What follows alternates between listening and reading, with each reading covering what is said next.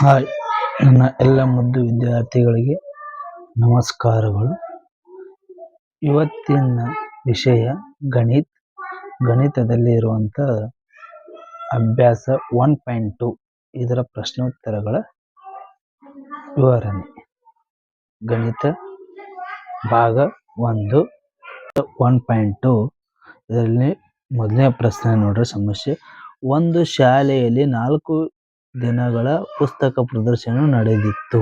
Ticket ಕೌಂಟರ್ನಲ್ಲಿ ಮೊದಲ ದಿನ, 2ನೆಯ, 3ನೆಯ ಮತ್ತು 4ನೆಯ ದಿನಗಳಲ್ಲಿ ಕ್ರಮವಾಗಿ 1094, 1812, 2050 ಮತ್ತು 2751 ಟಿಕೆಟ್ಗಳು ಮಾರಾಟವಾದವು.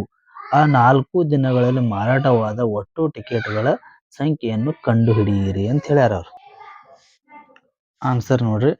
ಮೊದಲನೇ ದಿನ ಮಾರಾಟವಾದ ಟಿಕೆಟ್ಗಳು, ಮೊದಲನೇ ದಿನ ಎಷ್ಟು ಮಾರಾಟವಾದವು ಅಂತಂದ್ರೆ 1094.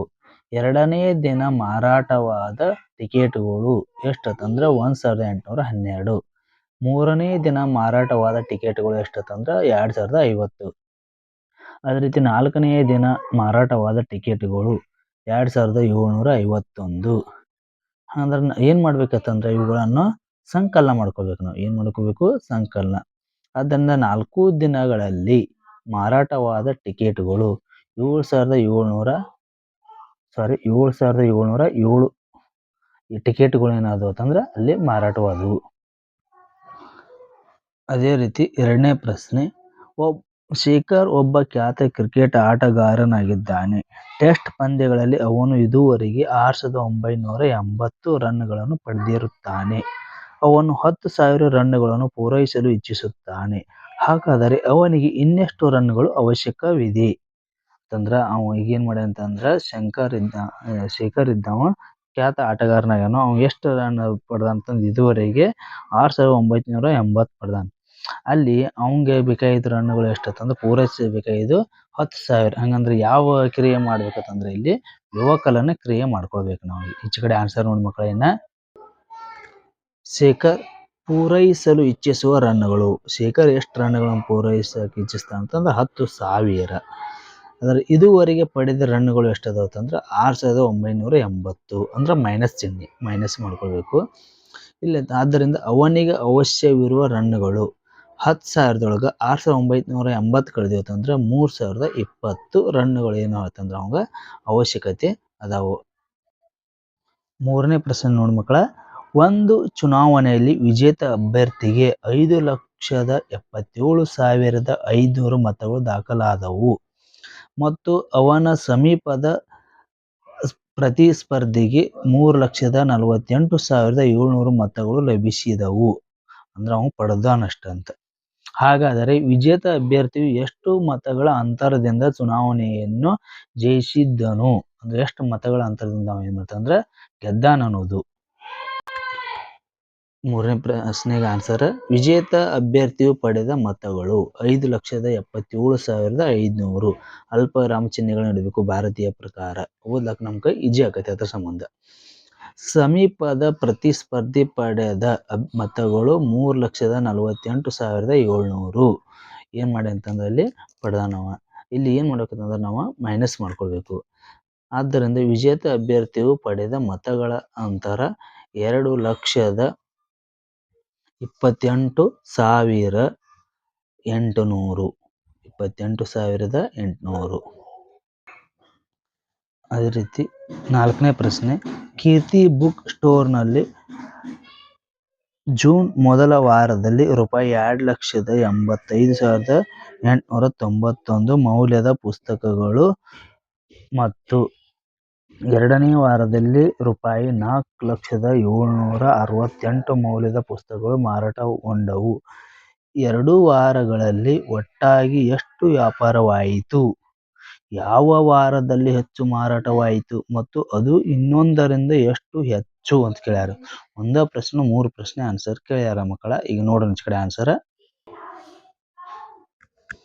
4ನೇ ಪ್ರಶ್ನೆಗೆ ಆನ್ಸರ್: ಮೊದಲನೆಯ ವಾರದಲ್ಲಿ ಮಾರಾಟವಾದ ಪುಸ್ತಕಗಳ ಮೌಲ್ಯ 2,85,891. ಎರಡನೇ ವಾರದಲ್ಲಿ ಮಾರಾಟವಾದ ಪುಸ್ತಕಗಳ ಮೌಲ್ಯ 4,768,000. ಎರಡು ವಾರದಲ್ಲಿ ಮಾರಾಟವಾದ ಪುಸ್ತಕಗಳ ಮೌಲ್ಯ 2 ವಾರದಾಗ ಎಷ್ಟು ಮಾರಾಟ 6,86,659 ರೂಪಾಯಿ ಮೌಲ್ಯ ಮಾರಾಟವಾದ. ಎರಡನೇ ವಾರದಲ್ಲಿ ಹೆಚ್ಚು ಮಾರಾಟವಾಯಿತು. ಎರಡನೇ ವಾರದಾಗ ಹೆಚ್ಚು ಮಾರಾಟ. ಇಲ್ಲಿ ನೋಡಿ, ಒಂದನೇ ವಾರದಾಗ 2,85,891 ಆಗೈತಿ. ಎರಡನೇ ವಾರದಾಗ 4,768,000 ರೂಪಾಯಿದಾಗ ಮಾರಾಟ ಐತಿ. ಅಂದ್ರೆ ಎಷ್ಟು ಮುಂದಿನ ಇದು ನೋಡ್ರಿ, 4,768,000 ಮೈನಸ್ 2,85,891 ಅಂದ್ರೆ ಎಷ್ಟು ವ್ಯತ್ಯಾಸ ಐತಿ ಅಂದ್ರೆ 1,14,877 ರೂಪಾಯಿ ಏನೈತೆ ಅಂದ್ರೆ ಹೆಚ್ಚೈತಿ. ಅಂದ್ರೆ ಆದ್ದರಿಂದ ಏನಂತಂದ್ರೆ ಮೊದಲನೇ ವಾರಕ್ಕಿಂತ ಎರಡನೇ ವಾರದಲ್ಲಿ ಏನಾಯ್ತಂದ್ರೆ ಮಾರಾಟ ಏನಾಗೈತಿ ಅಂದ್ರೆ ಹೆಚ್ಚಾಗೈತಿ. ಎಷ್ಟು ಹೆಚ್ಚಾಗೈತಿ ಅಂದ್ರೆ 1,14,777 ರೂಪಾಯಿ ಮೌಲ್ಯದ ಪುಸ್ತಕಗಳು ಮಾರಾಟ ಆಗ್ಯಾವ. ಇನ್ನು 5ನೇ ಪ್ರಶ್ನೆ ನೋಡಿ ಮಕ್ಕಳ, 6, 2, 7, 4, 3 6, 2, 7, 4, 3 ಈ ಪ್ರತಿಯೊಂದು ಸಂಖ್ಯೆಯನ್ನು ಒಂದು ಬಾರಿ ಮಾತ್ರ ಬಳಸಿ, ಎಷ್ಟು ಬಾರಿ ಕೇಳ್ಯಾರ ಅಂತಂದ್ರೆ ಒಂದು ಬಾರಿ ಮಾತ್ರ ಬಳಸಿ ಬರೆಯಬಹುದಾದ ಅತಿ ದೊಡ್ಡ ಮತ್ತು ಅತಿ ಚಿಕ್ಕ ಸಂಖ್ಯೆಗಳ ನಡುವಿನ ವ್ಯತ್ಯಾಸವನ್ನು ಕಂಡುಹಿಡಿಯಿರಿ ಅಂತ ಹೇಳ್ಯಾರ ಅವ್ರು. 6, 2, 7, 4, 3 ಇವುಗಳನ್ನ ಒಂದ ಸಾರಿ ಬಳಸ್ಕೊಂಡು ನಾವೇನು ಮಾಡಬೇಕು, ಅತಿ ದೊಡ್ಡ ಸಂಖ್ಯೆನ ಮುಂದೆ ನೋಡ್ಕೋಬೇಕು. ಅಂದ್ರೆ ಇಳಿಕೆ ಕ್ರಮದಾಗ ಬರ್ಕೋಬೇಕು ಅವುಗಳನ್ನ ಅಂಕಿಗಳನ್ನ. ಆಮೇಲೆ ತಗೊಂಡು ಸಂಖ್ಯೆ ರಚನೆ ಮಾಡೋದು ನಿಮ್ಗೆ ಪಾಠದ ವಿವರಣೆ ಮಾಡ್ತಾ ಶಿಕ್ಷಕರು ಹೇಳ್ತಾರೆ. 76,432 ಅತಿ ಚಿಕ್ಕ ಸಂಖ್ಯೆ ಎಷ್ಟು? 23,467. ಅವುಗಳ ನಡುವಿನ ವ್ಯತ್ಯಾಸ ಕೇಳ್ಯಾರ ಅವ್ರು. ಅವುಗಳ ನಡುವಿನ ವ್ಯತ್ಯಾಸ ಅಂದ್ರೆ ಏನ್ ಮಾಡ್ಬೇಕಂದ್ರೆ ಮಕ್ಕಳೇ ಕಳಿಬೇಕು. ಇದ್ರೊಳಗೆ ಈ ಸಂಖ್ಯೆನ ಏನ್ ಮಾಡ್ಬೇಕಂದ್ರೆ ಕಳಿಬೇಕು. ಕಳಿದ್ವತ್ತಂದ್ರೆ ಎಷ್ಟಾಗತ್ತೆ ಅಂದ್ರೆ 52,965 ಬರ್ತೈತಿ. ಇದು ಎಷ್ಟು ಅಂತಂದ್ರೆ ಈ ತರ ಆನ್ಸರ್. ಇನ್ನು 6ನೇ ಪ್ರಶ್ನೆ ನೋಡಿ ಮಕ್ಕಳೇ, ಒಂದು ಯಂತ್ರ ಒಂದು ದಿನದಲ್ಲಿ ಸರಾಸರಿ 2,825 ಸ್ಕ್ರೂಗಳನ್ನು ಉತ್ಪಾದಿಸುತ್ತದೆ. ಎಷ್ಟಂದ್ರೆ 2,825 ಸ್ಕ್ರೂಗಳನ್ನು ಉತ್ಪಾದಿಸುತ್ತದೆ. ಹಾಗಾದರೆ ಅದು 2006ರ ಜನವರಿ ತಿಂಗಳಿನಲ್ಲಿ ಎಷ್ಟು ಸ್ಕ್ರೂಗಳು ತಯಾರಿಸಿತ್ತು? ಆನ್ಸರ್ ಈಚೆ ಕಡೆ ನೋಡಿ. ಜನವರಿ ತಿಂಗಳಿನಲ್ಲಿ ಇರುವ ದಿನಗಳು ಎಷ್ಟಂತಂದ್ರೆ 31. ನೀವು 2006 ಅಂತ ವಿಚಾರ ಮಾಡಿ ಜನವರಿ ತಿಂಗಳು ಯಾವ ವರ್ಷ ಬಂದ್ರು ಸಹಿತ ಅಂತಂದ್ರೆ 31 ದಿನಗಳು ಇರ್ತಾವು. ಗೊತ್ತೈತೆ ಮಕ್ಕಳ? ನೀವು 2006 ತಂದ್ರೆ ವ್ಯತ್ಯಾಸ ಏನಾಗಲ್ಲ.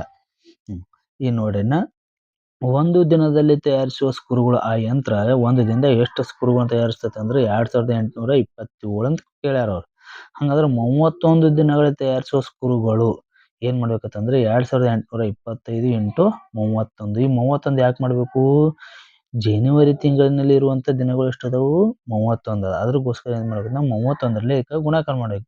ಗುಣಾಕಾರ ಮಾಡಿದ್ವಿ ಆನ್ಸರ್ ಎಷ್ಟು ಬರ್ತೈತಿ ಅಂದ್ರೆ 87,575 ಸ್ಕ್ರೂಗಳು ಏನ್ ಮಾಡ್ತೈತಿ ಅಂದ್ರೆ ಒಂದು ತಿಂಗಳದಾಗ ಏನ್ ಮಾಡ್ತೈತಿ ಅಂದ್ರೆ ತಯಾರಿಸ್ತೈತಿ. ಇನ್ನು 7ನೇ ಪ್ರಶ್ನೆ, ಒಬ್ಬಳು ವ್ಯಾಪಾರಿಯ ಬಳಿ ರೂಪಾಯಿ ಸಂಕೇತ ಇದೆ, ರೂಪಾಯಿ 75,592 ಇದ್ದವು. ಅವಳು ಪ್ರತಿಯೊಂದಕ್ಕೆ ರೂಪಾಯಿ 1,200ರಂತೆ 40 ರೇಡಿಯೋ ಸೆಟ್ಗಳನ್ನು ಬೇಡಿಕೆಯನ್ನು ಸಲ್ಲಿಸಿದಳು. ಅವುಗಳ ಖರೀದಿಯ ನಂತರ ಅವಳ ಬಳಿಯಲ್ಲಿ ಎಷ್ಟು ಹಣ ಉಳಿಯುತ್ತದೆ? ಅಂದ್ರೆ ವ್ಯಾಪಾರಿ ಇದಾಳು, ಆಕೆ ಅಂತ ಎಷ್ಟು ರೊಕ್ಕ ಅದಾವತ್ತಂದ್ರೆ 78,592 ರೂಪಾಯಿ ಅಷ್ಟು ಅದಾವ. ಆಕೆ ಪ್ರತಿಯೊಂದಕ್ಕೆ 1,200 ರೂಪಾಯಿದಂಗ ಅಂದ್ರೆ 1,200 ರೂಪಾಯಿದಂಗೆ ಏನ್ ಮಾಡ್ಯಾಳಂದ್ರೆ ಖರೀದಿಸಿದಾಳ. ಆಕೆ ಎಷ್ಟು ರೇಡಿಯೋಗಳನ್ನು ಖರೀದಿಸಕ್ಕೆ ಹೇಳ್ಯಾಳಂದ್ರ 40 ರೇಡಿಯೋಗಳನ್ನು. ಹಂಗಂದ್ರೆ ಅವಳು ಬಳಿ ಅಂತ ಎಷ್ಟು ಉಳಿತಾವು ಅನ್ನೋದನ್ನ ಲೆಕ್ಕ ನೋಡ್ಬೇಕು. ಈಚೆ ಕಡೆ ನೋಡಿ ಮಕ್ಕಳೇ ಆನ್ಸರ್. ವ್ಯಾಪಾರಿಯ ಬಳಿ ಇದ್ದ ಒಟ್ಟು ಹಣ ರೂಪಾಯಿ 78,592 ರೂಪಾಯಿ ಇದೆ. ಹಂಗ ಪ್ರತಿಯೊಂದು ರೇಡಿಯೋ ಸೆಟ್ನ ಬೆಲೆ, ಒಂದು ರೇಡಿಯೋ ಬೆಲೆ ಎಷ್ಟಂತ ರೂಪಾಯಿ 1,200. ಅವಳು ಬೇಡಿಕೆ ಸಲ್ಲಿಸಿದ ರೇಡಿಯೋಗಳ ಸಂಖ್ಯೆ ಎಷ್ಟು? 40. 40 ರೇಡಿಯೋಗಳ ಒಟ್ಟು ಬೆಲೆ ಎಷ್ಟಂದ್ರ 1200 ಇಂಟು 40 ಲೆಕ್ಕ ಮಾಡಿದತ್ತಂದ್ರೆ 48,000. ಆದ್ದರಿಂದ ಅವಳ ಬಳಿ ಉಳಿದ ಒಟ್ಟು ಹಣ ಏನು ಮಾಡ್ಬೇಕಂತಂದ್ರೆ ನಾವು ಲೆಕ್ಕ ಮಾಡಬೇಕು. ಏನು ಮಾಡ್ಬೇಕಂತಂದ್ರೆ ಮೈನಸ್ ಅವ್ರಿಗೆ ಲಾಸ್ಟಿಗೆ ಏನು ಕೇಳತ್ತಂದ್ರೆ ಎಷ್ಟು ಹಣ ಉಳಿತಿದೆ ಆಕೆ ಅಂತಕ್ಕಿದ್ದು ಒಟ್ಟು 78,592 ಅಥವಾ 48,000 ಎಲ್ಲಿದು ಬಂತಪ್ಪ ಅಂತಂದ್ರೆ ಇದು 40 ರೇಡಿಯೋಗಳ ಒಟ್ಟು ಬೆಲೆ ಇದು 48,000.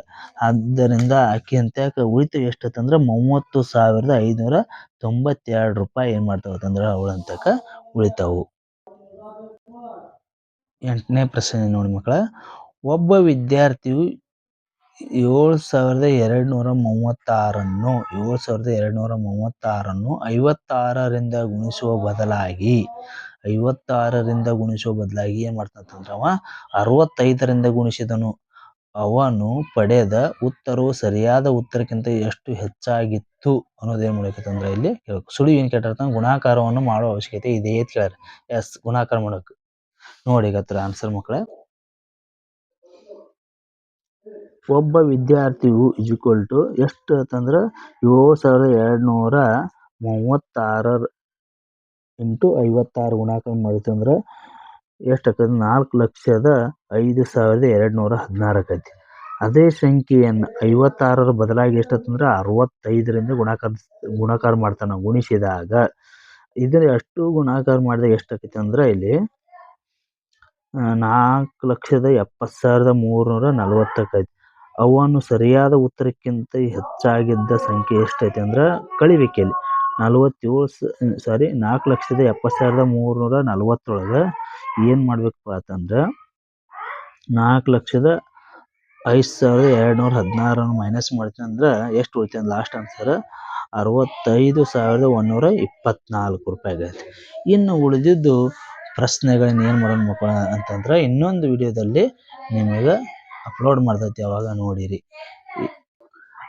ನೋಡಿ ಮಕ್ಕಳೇ, ಈಗ ಏನಂತಂದ್ರೆ ನಿಮ್ಗೆ ಇಲ್ಲಿವರೆಗೆ 1ರಿಂದ 8 ಪ್ರಶ್ನೆಗಳ ಆನ್ಸರ್ ನೀವೆಲ್ಲ ನೋಡಿದ್ರಲ್ಲ.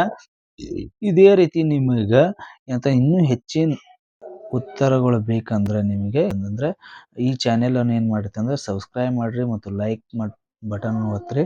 ಅದೇ ರೀತಿ ಹೊಸದಾಗಿ ನೋಡೋರಿರುತ್ತೆ ಬೆಲ್ ಬಟನ್ ಒತ್ತಿ ಆಲ್ ಅನ್ನೋ ಆಪ್ಷನ್ಸನ್ನು ಏನು ಮಾಡುತ್ತೆ ಅಂದರೆ ಆನ್ ಮಾಡ್ಕೊರಿ. ಅದೇ ರೀತಿ ನಿಮ್ಮ ಫ್ರೆಂಡ್ಸ್ಗಳಿಗೆ ಈ ವಿಡಿಯೋನ ಏನು ಮಾಡುತ್ತೆ ಅಂದರೆ ಶೇರ್ ಮಾಡಿರಿ, ಹೆಚ್ಚಿನ ಸಂಖ್ಯೆಯಲ್ಲಿ ಶೇರ್ ಮಾಡಿರಿ. ಧನ್ಯವಾದಗಳು.